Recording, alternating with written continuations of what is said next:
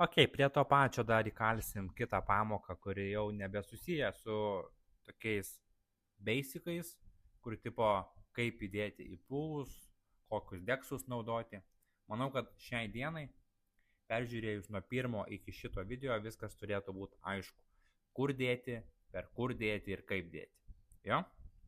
O dabar galim lysti biški giliau ir pasižiūrėti į vietas, į įrankius, kurie leidžia eksplorinti DeFi dar detaliau. Ir vienas iš tų įrankių yra Merkle. Ir Merkle protokolas, jisai toksai pavadinkim yra kaip galimybių agregatorius, kuris atvaizduoja viską, kas vyksta DeFi ir kokio pobūdžio, kokio tipo rewardus galima gauti. Dedant likvidumą arba atliekant kažkokią tai užduotį DeFi, galima gauti papildomus rewardus. Tai atsidarot Merkle ir viskas atrodo taip. app.merkle.xyz. Ir walleto prijungti nebūtina, bet kaip nėra skirtumo, pavadinkim. Ir atsidarot opportunities ir čia matysite visas galimybės gauti papildomus rewardus ir per kur ir kaip jie veikia yra aprašyta, ką reikia daryti, kad gautume tuos rewardus. Tai kaip pavyzdys. Vienas dar dalykas yra svarbus, kad visos galimybės, kur yra parašyta pre-TGE, reiškiasi pre-token generation event. Kas reiškia, kad šitas tokenas, kurį jūs gausite rewardais, dar nėra išleistas. Tai kaip pavyzdys, dauguma protokolų, naujesnių projektų daro tokius dalykus, kur tu atnešk savo depozus arba laikyk tam tikrą tokeną ir už kiekvieną dieną, valandą, savaitę arba nuo sumos laikymo tu gauni taškus. Ir tie taškai po to yra konvertuojami į tikrąjį tokeną, kai jis yra paleidžiamas. Čia toksai pakankamai riski dalykas, nes jeigu tas tokenas, kurį reikia laikyti, arba pats tokenas yra apie nieką, oras, tada, kaip ir dauguma, aišku, čia realiai viskas yra oras, bet jeigu tiesiog eilinis standartinis koks nors meme coinas arba projektas, kur ten žada viską, bet daro nieko, tai čia tokio daug profito iš to nepadarysi.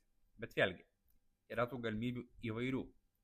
Tai kaip pavyzdys dabar pakankamai hypinis toksai, pavadinkim, protokolas ir ateinantis tokenas yra Turtle. Tai jeigu tu atsidarysi šitą galimybę, matysi, kad parašyta earn rewards by holding TAC-USD or by staking it in a supported contract. Tai šiai dienai čia nėra tokeno, bet tau reikia laikyti stablecoiną, kas nėra blogai.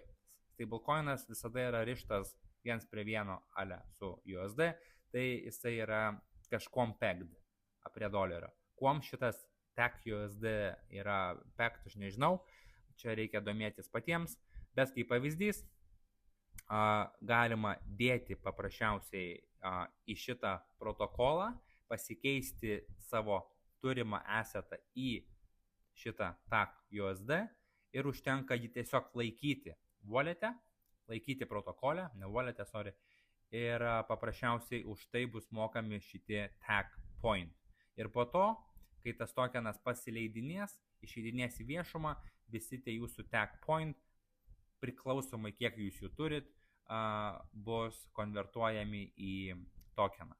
Tai šita galimybė yra tokia, spaudžiat hold, jūs numes į jų protokolą, Turtle Club, ir čia viską galima pasidaryti.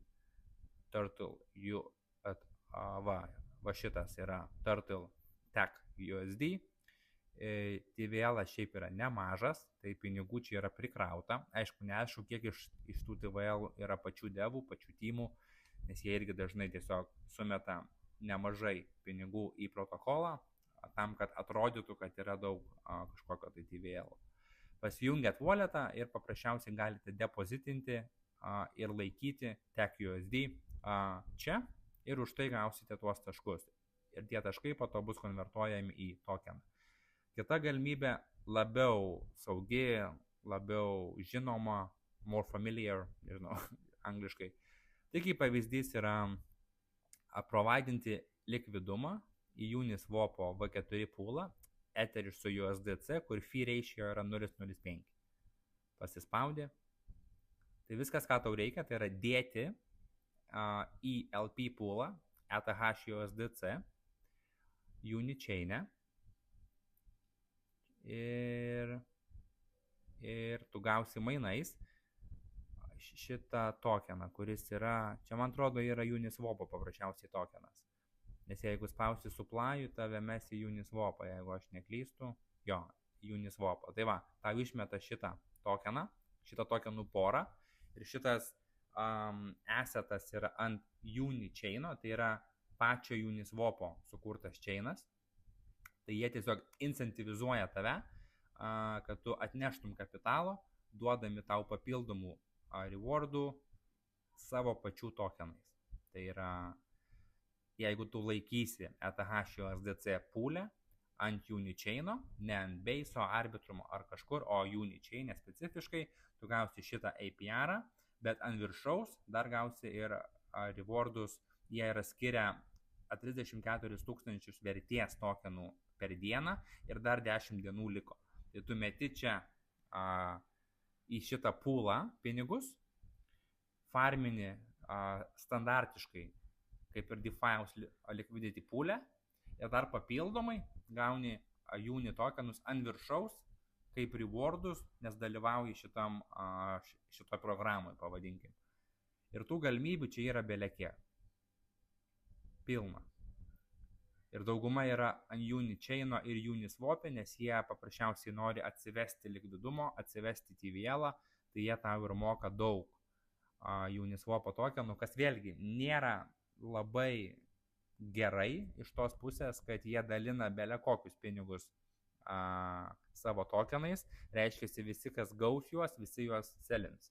Tai tas toksai longevity pačio tokeno yra su labai didžiuliu selling pressure. Tai ar tai yra naudinga, aš nežinau, bet vėlgi tai yra free money, nes tu laikai assetus ar taip pool'e ir gauni papildomai dar jų tokenus, kuriuos paprasčiausiai pasiswapini, nusiselini. Čia juos laikyti aš labai daug prasmės nematau. Ir tų poolų, tų galimybių, tų poolų yra daug. Vėlgi, yra stablecoinas, Orki USD stablecoin, USDK. Viskas, ką reikia, jį tiesiog laikyti. Liko 2 dienos, gal prasitęs, gal ne, bet reikia tiesiog jį laikyti. Ir mainais už laikymą gaunamas šitas tokenas, Be Swell. Viskas. Tai einat į protokolą, į patį Swellą ir tenais galit susirasti šitą galimybę. Tai toksai Merkle greitas webukas, kur galima matyti, ko, kaip, kur man ką daryti, kad maksimaliai išnaudoti savo kapitalą ir gauti papildomų rewardų. Kas čia? Avalanche. 22 dienos liko. ELNA protokolas ant Avalanche ir ką reikia daryti? Lendinti AUSD į AUSD to Euler on Avalanche. Tai vėlgi, čia turi pasikeisti Uniswapą,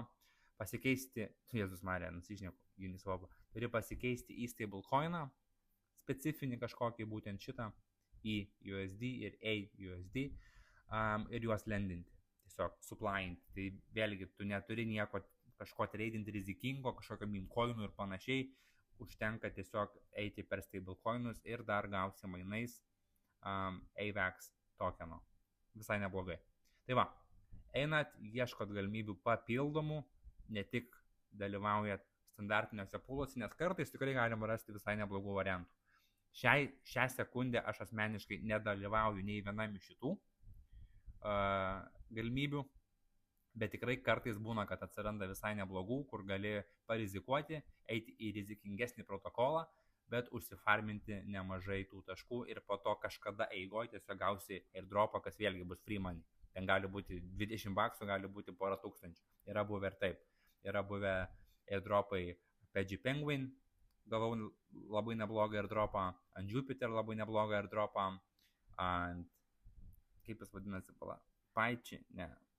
Pi Network, man atrodo, ant Solanos, tas PIF tokenas. Ten buvo didžiulis tūkstantinis airdropas, tai tų vietų tikrai būna ir tu nežinosi. Dabar vyko Solanos CNS, name service airdropas irgi gavosi, nes kažkada nusipirkau tiesiog domeną .sol už 20 baksų, tas airdropas ir turėjau kelis ir tas airdropas jau gal po poros metų tik tais atsirado, panauncino jį, bet va vis tiek iš oro įkrito pinigai, va kažką nueit nusipirkti, kažką paveikti. Tai va, tai tikrai būna galimybių, galima eiti ir žaisti ir dalyvauti, nereikia eiti per visur ir per daug rizikuoti, bet kartais, jeigu matote, kad galimybė yra logiška, tvarkinga, nereikalaujanti laikyti arba prekiauti kažkokiais tai neiškiais meme-coinais ir visokiom nesąmonėm, o užtenka eiti per stablecoinus arba trumpam palaikyti kažkokią tai assetą arba kažkuriam liquidity pool'e palaikyti tiesiog assetus, kurie ar taip laikytum, Etheris, Bitcoinas ir panašiai, tada tikrai apsimoka.